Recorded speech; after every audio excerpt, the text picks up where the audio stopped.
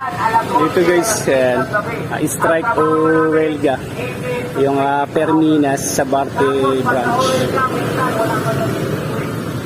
Dati akala ko hindi na pwede mag-welga. Meron pa rin palang welga ngayon. Yan, kasama pa yung kilala natin dito sa Perminas.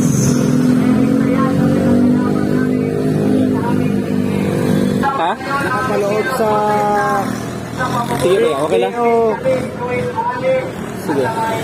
Ang gusto lang namin ipatupad nila yung nakasaad sa batas sa Department Order 118-12 na bigyan ng sapat na Sige, baka makatulong bigyan ako. ng sapat na pasahod ang mga empleyado para sa kanilang pamilya. Hindi po ba kayo porsyentuhan? Porsentuhan po. Ang nangyayari sa porsentuhan namin, pag kumuta kami, sa 15,000 na target nila na binibigay nila na quota, Okay. 9% sa conductor, 11% sa driver. Ngayon naman, pag hindi umabot sa 15,000, ang pinapasahod sa amin ay ano lang, inulaan nilang sahod sa amin. Yun lang ang mahirap. Pag nakawalong oras ka tapos ang kulit mo 3,000, ang sahod mo 400. Okay. Saan lagpas pa? Akala ko araw ang kayo dyan, kuya. Hindi. Porsyentuhan po kami. 12 Gs. 12 sa driver, 10% sa conductor. Pero lahat yan regular. Regular yan lahat. Kasi dati, Ako naranasan ko dyan yung umaalis ng alas 2, uwi ako alauna. Pag kumota kami ng 17, 1.7 na sahod. Pero wala kami overtime. dati Minas pangalan na ito eh. Minas tas nag-strike din eh. Tapos, Walang nangyari doon. parang pinalitan lang ng pangalan. Parang Permina. ginawang Permina. Okay. Kasi intercompany yung mga Perbiba sa Robert. Grabe yan sila narasagot. Pero nag-ooperate pa rin sila. Nag-operate pa rin yan. Di talo pa rin pala yung magagawa dyan. Tapos kayo nag-strike, tapos iba, hindi nakikipagkaisa yung ibang empleyado. Kasi Perbibas walang union. Okay. Grabe pang harap sa amin yan. Pangalagar namin, pinagtalanggal.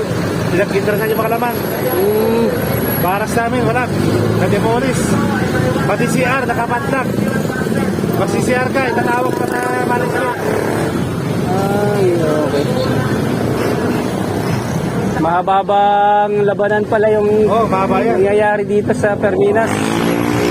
Kaya, okay. Kaya maraming salamat ha. Maraming salamat. Salamat. Salamat sa pagdalaw. Diyan lang naman ako. Diyan lang ako. Dito lang. Dito guys. Ayan. Kausap natin ibang membro dito ng Perminas. Mga regular to sila eh. Hindi pa natin kabisado at alam yung sistema ay sa larangan ng strike o welga na isang kumpanya kagaya ng Perminas. Ayan. Next lang natin sila guys.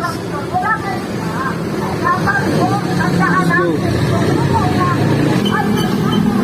Yan guys, kasama nila rito, ayan yung Anak Pawis Party List, Kabataan Party List, Gabriela Barangay 176, bagong silang to eh.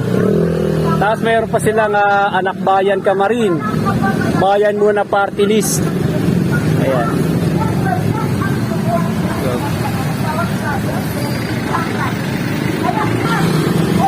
Ayan guys, ang kausap natin, kakamintuhan natin yung kasama dito sa Union, ito sa Perminas Bus Company. Nag-ooperate pa rin yung ibang bus nila, lalo na yung mga nasa Fairview branch kasi hindi naman daw mga regular. Kaya nakakabiyahe, yung ibang bus nakakalabas pa rin. Samantala yung mga regular dito, ayan, gaya niya, nakikita natin sa harapan natin, di sila makabiyahe. Kasi nga, nagrarally sila, nagwewelga sila. Pero yung kumpanya, tuloy-tuloy yung operate dahil meron silang mga empleyado na hindi naman na-regular sa kanilang kumpanya, ay mga kontraktual at mga apprentice, kaya nakakabiyahe pa rin.